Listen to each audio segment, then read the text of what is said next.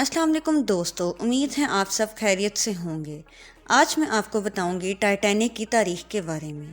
تو آئیے شروع کرتے ہیں ویڈیو کو۔ 15 اپریل دنیا کے سب سے بڑے بحری حادثے کی یاد دلاتا ہے، جس میں 1500 سے زیادہ افراد ڈوب کر ہلاک ہو گئے۔ یہ حادثہ تاریخ میں ٹائٹینک کے نام سے جانا جاتا ہے۔ 1912 میں پیش آنے والے اس حادثے کو اب 99 برس ہو چکے ہیں اور بحر اوقیانوس کے تہہ میں تقریباً 2 میل کی گہرائی میں بڑے جہاز کے ٹکڑے زبان خاموش سے کئی انکہی داستانیں سنا رہے ہیں، جس میں ہمارے لیے کئی سبق بھی ہیں۔ ٹائٹینک اپنے زمانے کا سب سے بڑا بردار بحری جہاز تھا، جس میں 3600 مسافروں کی گنجائش رکھی گئی تھی۔ جب وہ اپنے پہلے سفر پر روانہ ہوا تو اس پر 2223 مسافر سوار تھے، تاہم بعض تاریخ دانوں نے یہ تعداد 2227 بتائی ہے۔ ٹائٹینک کی تعمیر 1907 میں شمالی آئرلینڈ کے بحری جہازوں کے تعمیراتی مرکز بلفاسٹ میں 1907 میں شروع ہوئی۔ یہ جہاز وائٹ سٹار لائن کی ملکیت تھا، جس نے ایک ساتھ 3 بڑے بحری جہاز اولمپک، ٹائٹینک اور گائگنٹک بنانے کا آرڈر دیا۔ بعد میں گائگنٹک کا نام بدل کر برٹینک رکھ دیا گیا۔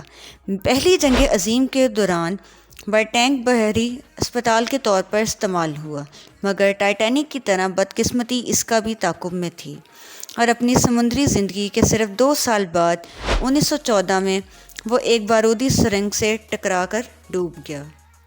ٹائٹینک کے ابتدائی ڈیزائن پر اس پر جان بچانے والی 32 کشتیوں کی گنجائش رکھی گئی تھی، مگر بعد میں اسے بہت محفوظ بحری جہاز تصور کرتے ہوئے یہ تعداد گھٹا کر 20 کر دی گئی۔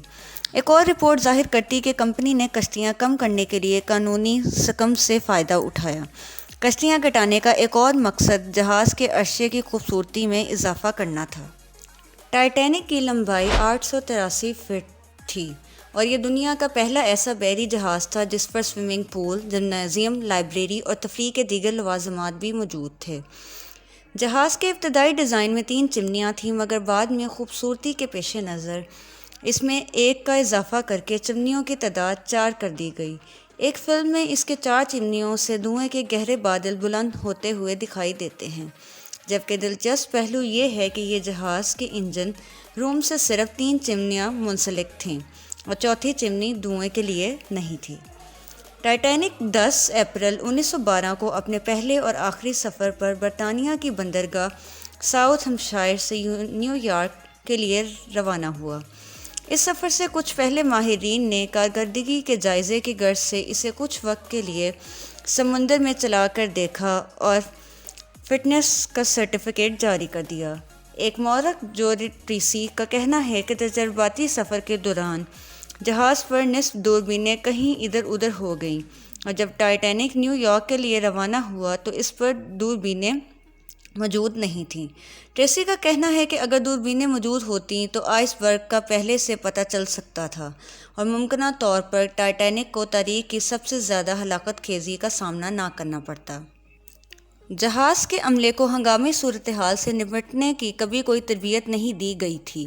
ٹائٹینک کے پہلے سفر میں نیو یارک کے لیے درجہ اول کا کرایہ $4500 جبکہ تیسرے درجے کا صرف $30 تھا، لیکن اس کے 3rd کلاس کے کیبن اپنے ہم اثر دوسرے بحری جہازوں کے درجہ اول کے کمروں سے زیادہ پرآسائش تھے۔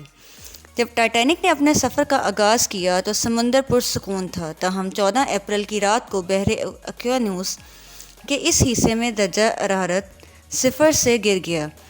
اسی رات ایک اور بحری جہاز نے وائرلیس پر ٹائٹینک کو سمندر میں تیرتی ہوئی برفیلی چٹان آئس برگ کی اطلاع دی۔ بعض مورخوں کے مطابق یہ اطلاع کم از کم 6 بار دی گئی۔ ٹائٹینک پر وائرلیس کا انتظام مارکونی وائرلیس کمپنی کے پاس تھا اور اس کے آپریٹر کو زیادہ دلچسپ درجہ اول اور دوم میں سفر کرنے والے مسافروں کو پیغامات پہنچانے اور وصول کرنے میں تھی۔ چنانچہ اس نے نہ صرف آئس برگ سے متعلق پیغامات نظر انداز کیے بلکہ آخر میں تو اس نے پیغام بھیجنے والے آپریٹر کو سختی سے ڈانٹ بھی دیا۔ آئس برگ کی خبر کپتان سمتھ کو اس وقت ہوئی جب جہاز اس کے انتہائی قریب پہنچ چکا تھا۔ اس وقت ٹائٹینک تقریباً 25 میل فی گھنٹہ کی رفتار سے سفر کر رہا تھا۔ سمتھ نے پوری قوت سے جہاز کا رخ تبدیل کرنے کا حکم دیا، مگر اس کی رفتار زیادہ تھی اور فاصلہ کم، چنانچہ آئس برگ جہاز کے درمیانی حصے سے ٹکرا گیا، جس نے اس سے قریباً 300 فٹ کا شگاف پڑ گیا اور جہاز میں تیزی سے پانی بھرا شروع ہو گیا۔ ماہرین کا کہنا ہے اگر جہاز سیدھے رخ آئس برگ سے ٹکراتا تو نقصان انتہائی کم ہوتا اور ممکنہ طور پر وہ ڈوبنے سے بھی بچ جاتا۔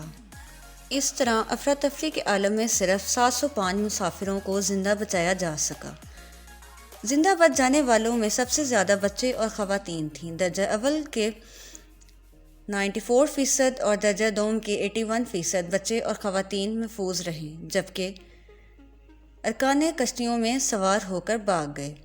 تیسرے درجے کے مسافر کے ساتھ بھی وہی سلوک ہوا جو اکثر اوقات ترقی پذیر ممالک میں غریبوں کے ساتھ ہوتا ہے۔ زیادہ تر مرد پانی میں ڈوب کر ہلاک ہو گئے اور تیسرے درجے کے صرف 45% بچوں اور خواتین کو کشتی میں جگہ مل سکی۔ ڈوبتے جہاز سے روانہ ہونے والی آخری کشتی کا آخری سوار چارلس جورگن تھا، مگر وہ کوئی مسافر نہیں بلکہ جہاز کے عملے کا ایک کارکن تھا۔ ٹائٹینک کے حادثے کی پہلی خبر نیو یارک کے ایک اخبار میں شائع ہوئی، جس میں کہا گیا کہ جہاز ڈوبنے سے قبل تمام مسافروں کو بحفاظت نکال لیا گیا ہے۔ متاثرہ خاندانوں کو کچھ ملا یا نہیں، اس بارے میں معلومات بہت کم ہے۔ البتہ کمپنی نے اپنی کشتیاں نیا رنگ روگن کر کے بیچ دیں اور سمندری تاریخ کے اس بڑے انسانی المیہ پر بننے والی فلم نے $1 ارب 80 کروڑ کا ریکارڈ منافع حاصل کیا۔ ٹائٹینک فلم پر $20 کروڑ لاگت آئی، جبکہ جہاز صرف $75 لاکھ میں بن کر تیار ہو گیا تھا۔ اس فلم کے حصے میں بہترین فلم سمیت 11 آسکر ایوارڈ آئے، جو کہ ایک بہت بڑا ریکارڈ ہے۔ اب ہم بات کریں گے ایک ایسے سانحے کی جو کہ کچھ روز قبل ہی واقع ہوا۔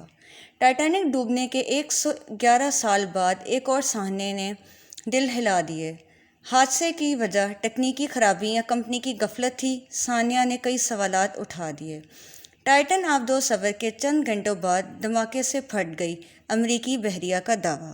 اب اس آبدوز میں 5 لوگ تھے جو کہ سیاحتی کے طور پر ٹائٹینک کا ڈھانچہ دیکھنے گئے تھے، جس میں سے 2 پاکستانی کھرب پتی بھی تھے، جس میں شہزادہ داؤد اور ان کے بیٹے سلیمان داؤد بھی تھے۔